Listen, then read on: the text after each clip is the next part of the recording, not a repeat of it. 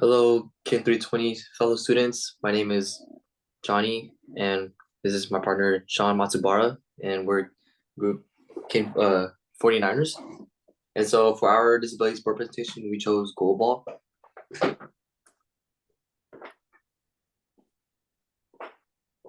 So about the history of goalball, it was started off in Austria and Germany in 1946.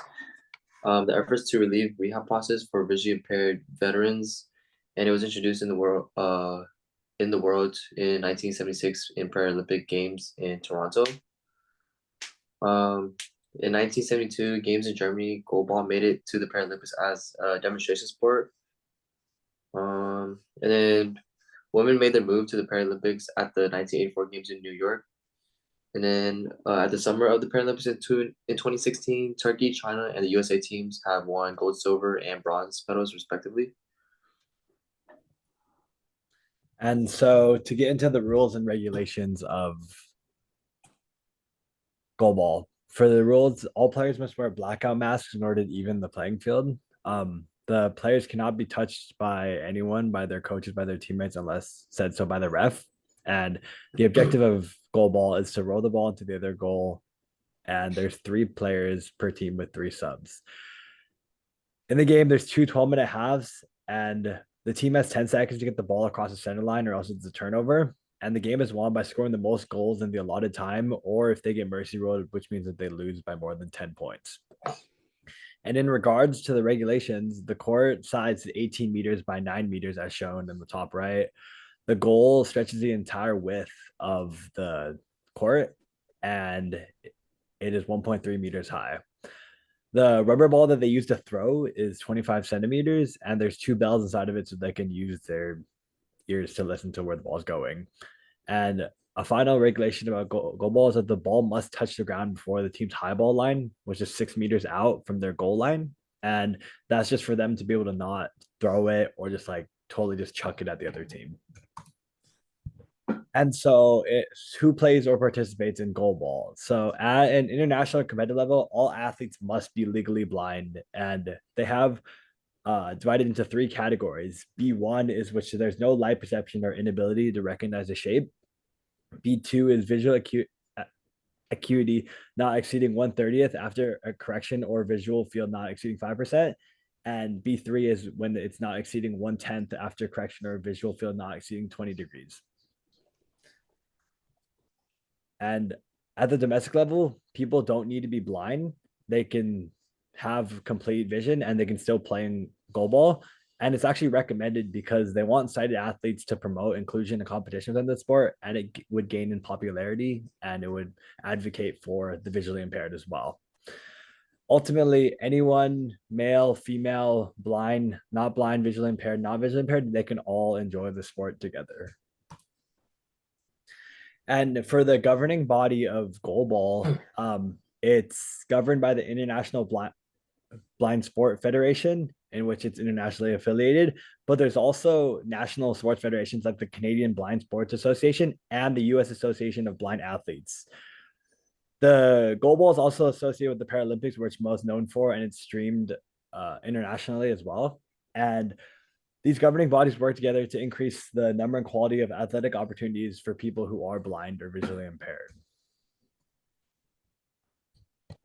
So I'm going to talk about the impact of goalball throughout history. So goalball gradually evolved to a competitive game during 1950s and 1960s, but eventually was nominated as a demonstration sport over the 1972 Summer Paralympics in Heidelberg, West Germany, and became a Paralympic game sport at the 1976 Summer Paralympics in Toronto. The sport's first world championship was actually held in Austria in 1978. And then later on in 2011, the long-standing IBSA Goalball subcommittee sought to separate from IBSA and form a new international body, the World Goalball Association. IBSA responded by appointing a new committee, and then as of 2017, there were 81 competing nations along with 270 international referees.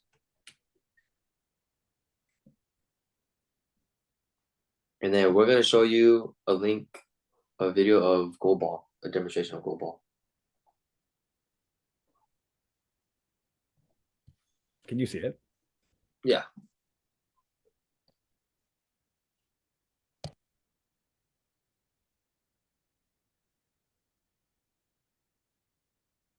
So as you can see, they're blindfolded as they're rolling the ball. Actually, everyone's blindfolded. We're wearing a black blind mask.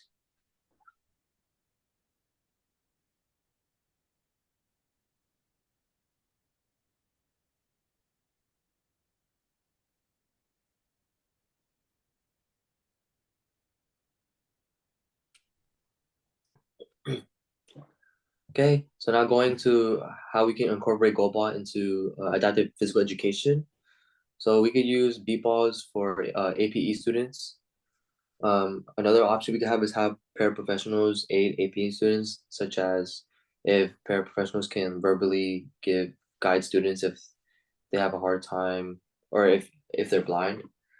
Um, they can also have balls that roll, slower compared to like regular balls, so that they have more time to react from what maybe a paraprofessional might verbally say to them. Students could also be wearing bright jersey colors along with having bright colored balls to help those who have a hard time seeing. We could also make adjustments to the court size, whether we can make it big or smaller, and also the goalpost or the goal size of it to either make it big or small as well. And then to make it adapted for APE students, we could possibly use a bigger ball for them to able to have catch it easier.